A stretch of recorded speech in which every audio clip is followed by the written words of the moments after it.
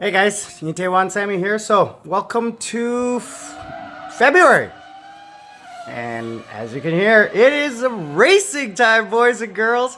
The cars are out on the tracks and they are racing. Time to go racing, boys and girls. Yeah. So, I am, as you know, a huge racing fan. So, why am I a racing fan? Well, I started falling in madly in love with auto racing probably in the early 80s.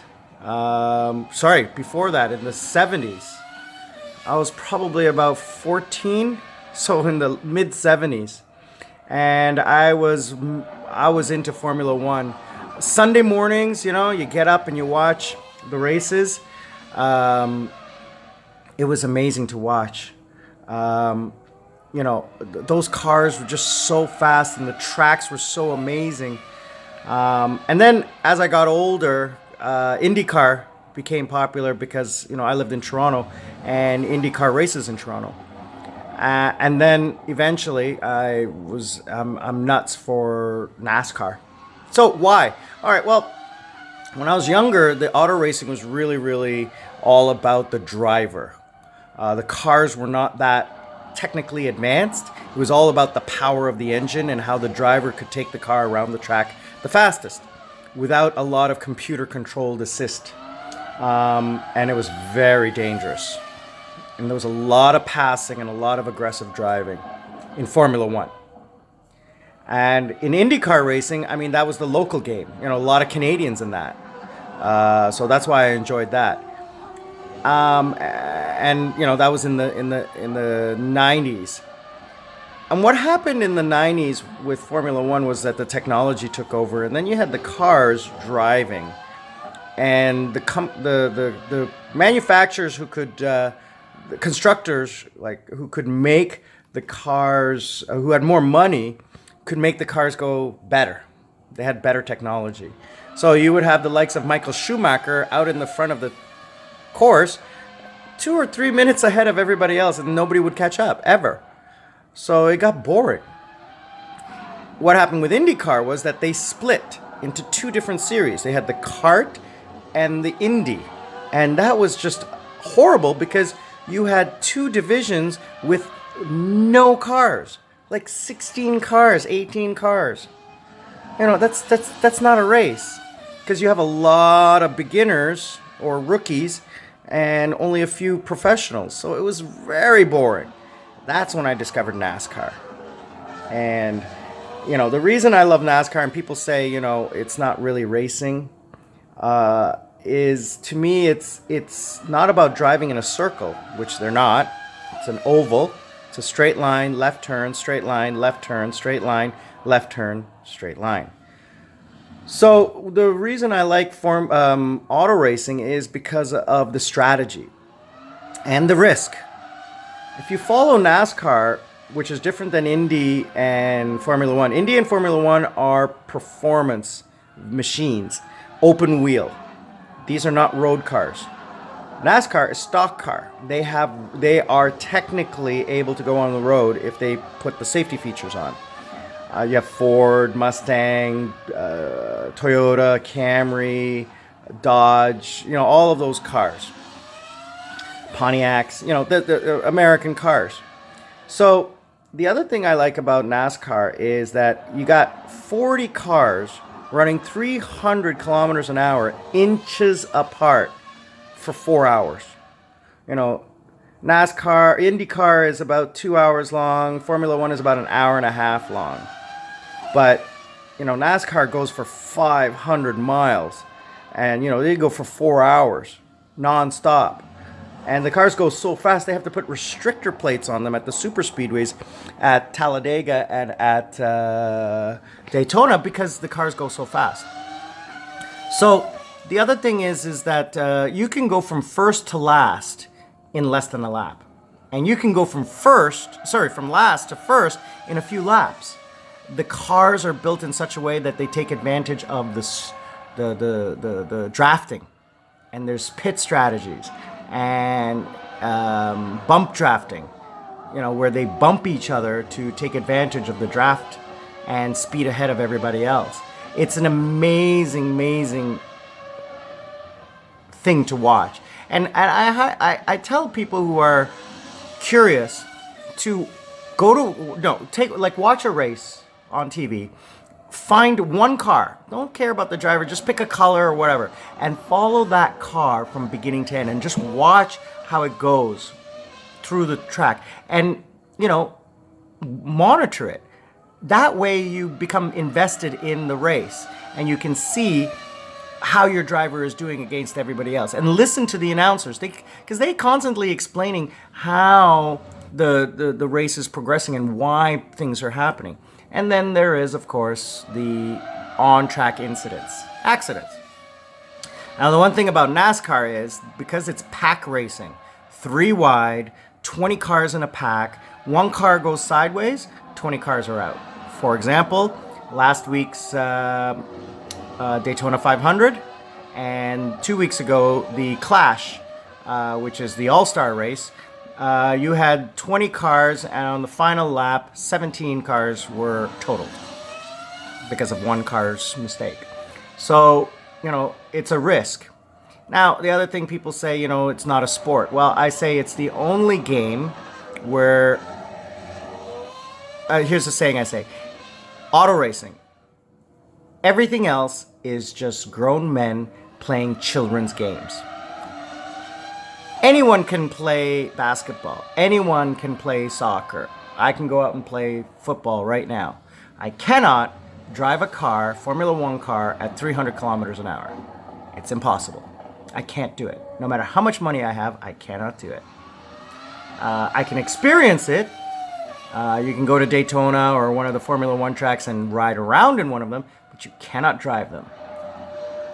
In some cases you can, but not the Formula One, the Formula 3000, or the Indy Light cars, not the super ones. So it's very expensive too. So this is something that only an elite few are able to do, and they're able to do it very, very well. To drive a car for 5 hours at that takes a bit of skill, just like playing darts. Anybody can play darts, but to play it well, you have to have a skill. Billiards, any kind of those little bar games or anything like that, anybody can do it, but to do it well, you have to have skill. Okay, and that's the same thing with auto racing. So it's a sport, not in the traditional sense, but it is a skilled sport. All right, let's put it that way. So that's why I like it. Now, the other thing I respect about the sport is the technology. Everything that happens in Formula One and in stock car, the technology trickles down into our cars today. ABS, airbags, restraint systems, the list can go on and on and on. But the safety technology in auto racing and the advancement in fuel technologies and engine technologies, braking technologies, aerodynamics, all come from auto racing technology. The final thing is the drivers. You watch hockey, Toronto Maple Leafs. You love the Toronto Maple Leafs, but every year it's a brand new team.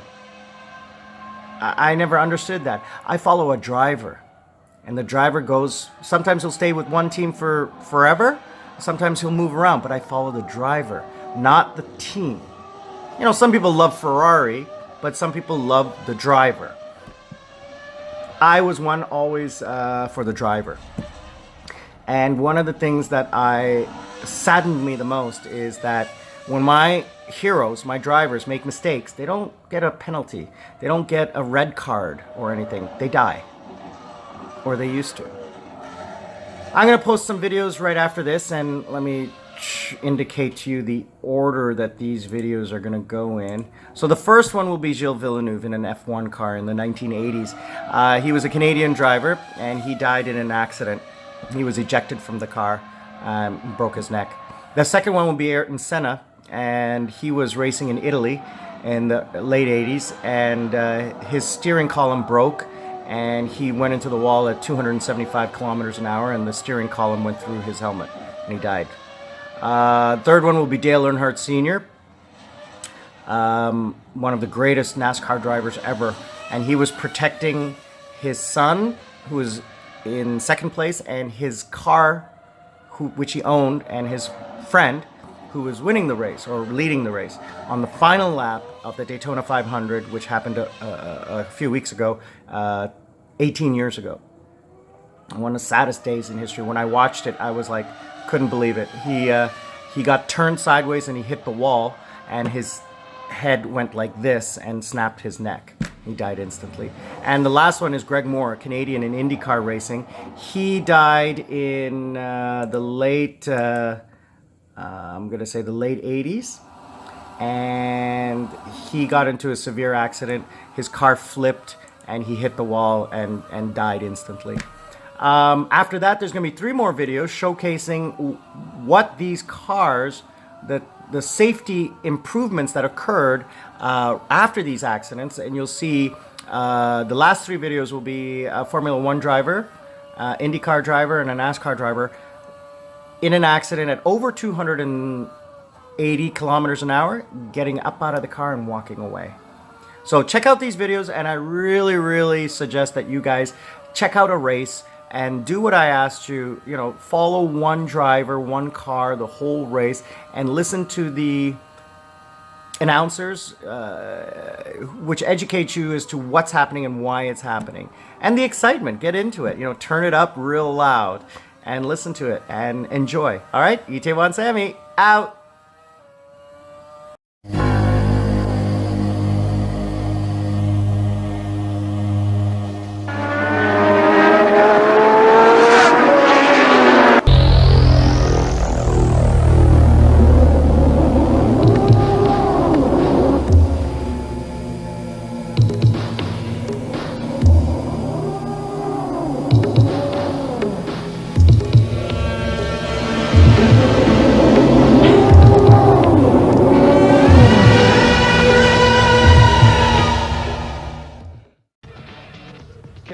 Climbed from his car after that turn 3 crash.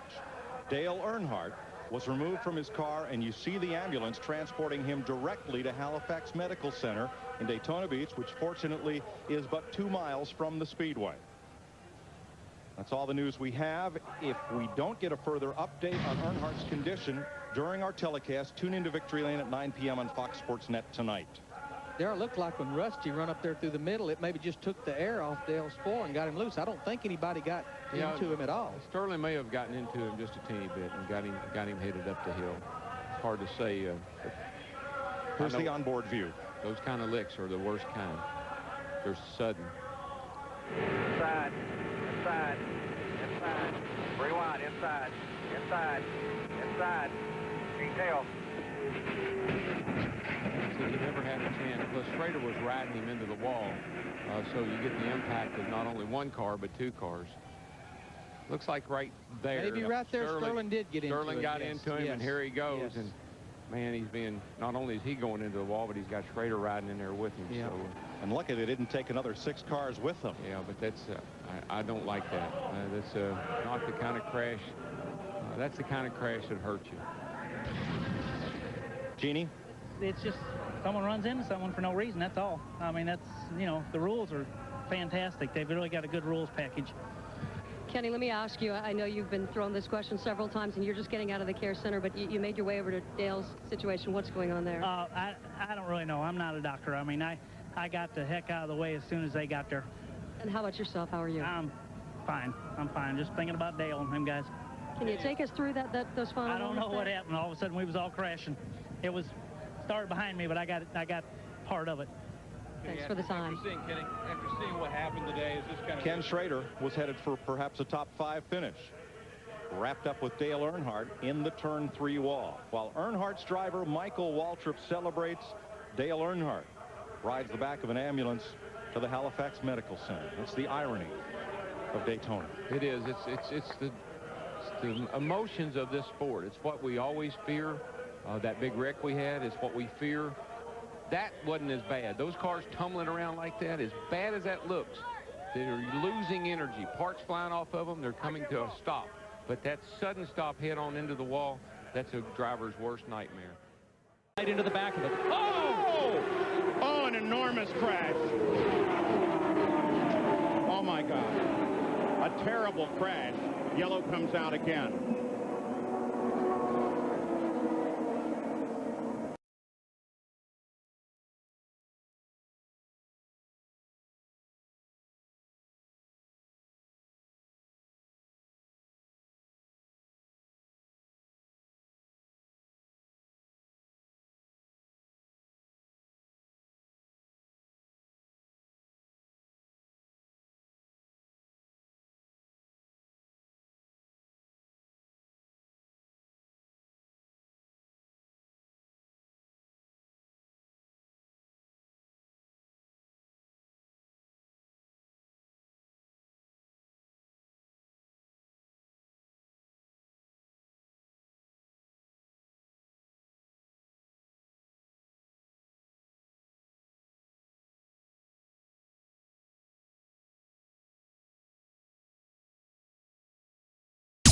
A wild crash in Formula One for the season opener in Australia over the weekend. Fernando Alonso, he misjudged his closing speed and crashed hard after he clipped the left rear of a competitor. He violently sent him into the wall, followed by a vicious flip. Although the accident did destroy Alonso's McLaren, he was able to walk away.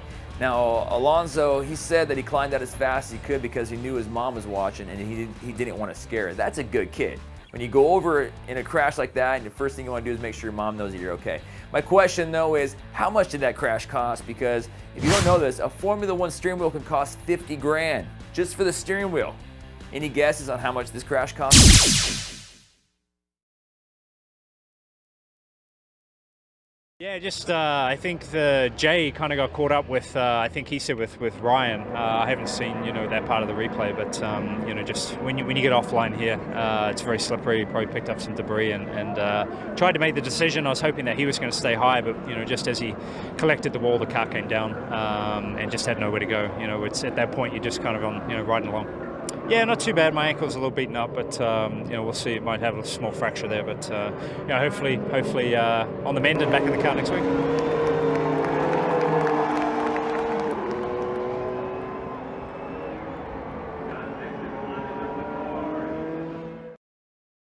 American race car driver Austin Dillon has walked away from a spectacular high-speed crash during a NASCAR event in Daytona.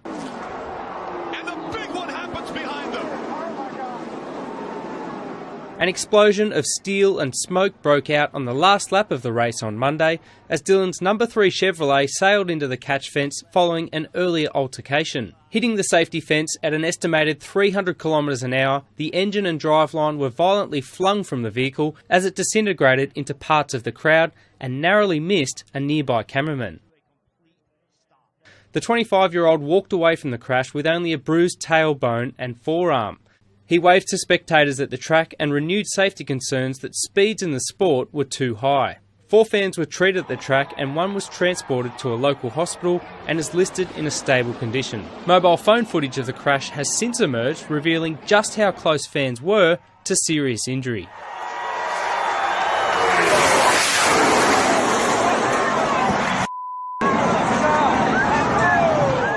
Dale Earnhardt Jr. crossed the line first in the race and watched in his mirror as the mayhem unfolded behind him. The crash follows a similar incident in February 2013, when a car careered into the catch fence and entered parts of the crowd, injuring 28 people.